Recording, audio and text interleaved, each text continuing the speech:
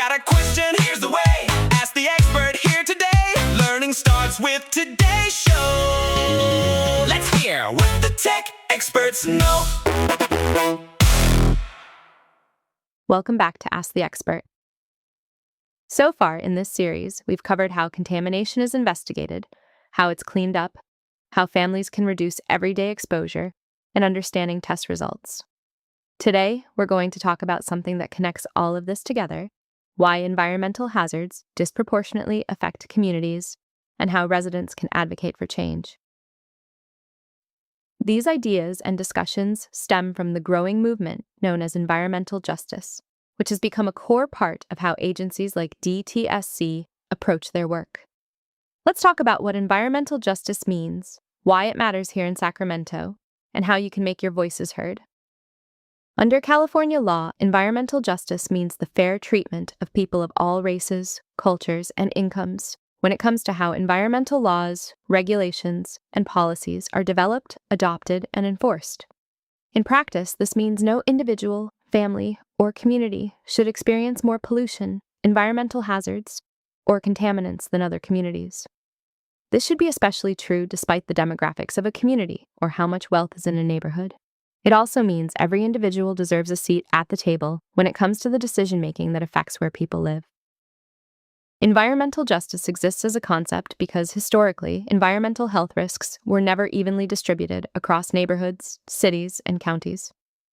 For much of the 20th century, industrial facilities, waste sites, and heavy transportation corridors were disproportionately placed in and around low-income neighborhoods and communities of color, often because those communities had less political power to oppose them, or because decision-makers felt these communities didn't deserve the same protections or care as other wealthier and predominantly white communities.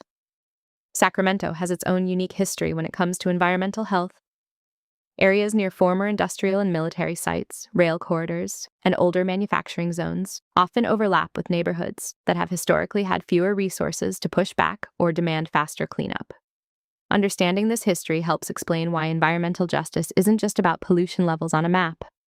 It's about decades of decisions that shaped which neighborhoods live closest to risk. California law requires that residents get a meaningful opportunity to participate in decisions about cleanup sites near them. For example, public meetings are how DTSC shares many technical findings in plain language, answers questions directly, and hears concerns before final decisions are made. These meetings matter because they're often the most accessible spaces residents have where their voices can be most heard. Coalitions and community-based organizations are also matter too, because organized voices tend to carry further than individual ones. A single resident raising a concern is important. A neighborhood association, tribal group, or advocacy organization raising that same concern, backed by dozens or hundreds of residents, often have impactful influence on policies. As a community member, you have specific rights when a cleanup or response action is happening at a site near you. State law gives you the right to participate in DTSC's decision-making process for that site, the right to access public records related to the investigation and cleanup, and the right to receive fact sheets explaining major steps in your preferred language. You also have the right to formally comment on draft cleanup plans, usually during a public comment period that can last between 30 to 120 days. DTSC is required to consider every comment it receives and respond to them in writing before finalizing a cleanup decision. A population that has historically been shut out from governmental decision-making has been Native Americans. DTSC has established collaborative processes that better recognize input from Native communities. For sites that are identified as having affiliation with a tribal group, DTSC will first seek approval from the community once the tribal engagement has been carried out.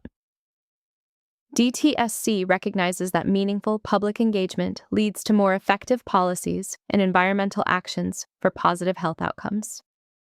Public comments aren't just collected and set aside, they can genuinely change the outcome of a cleanup.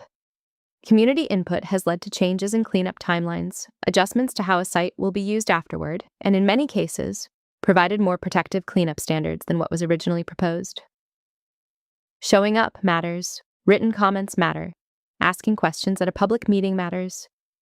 Every one of those actions becomes part of the official record DTSC is required to consider before making a final decision. In addition to showing up, it pays to be an informed resident. DTSC provides a tool called CalEnviroScreen, which is a mapping tool that ranks communities based on their combined pollution burden and their vulnerability to that pollution, factoring in things like poverty, health conditions, and proximity to multiple pollution sources. Using tools like this can help you, your family, and your community decide where to focus enforcement, investigation, and cleanup resources. Environmental justice is ultimately about making sure that where you live reflects your needs and the needs of your community. Taking part in advocacy determines how the actions of public agencies affect the health of your neighborhood. Environmental awareness is not just for scientists or lawyers, it's for all of us.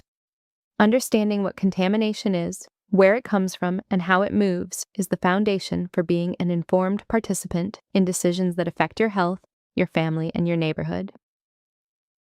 DTSC's mission, protecting California's people from harmful, toxic substances, is a mission that depends on engaged communities. Their EnviroStore database is a powerful tool you can use right now to look up contaminated sites near your home, your child's school, or anywhere in Sacramento. Visit chastengold.org to learn more. Thank you for watching, and always make sure to ask an expert. Got a question? Here's the way. Ask the expert here today. Learning starts with today's show. Let's hear what the tech experts know.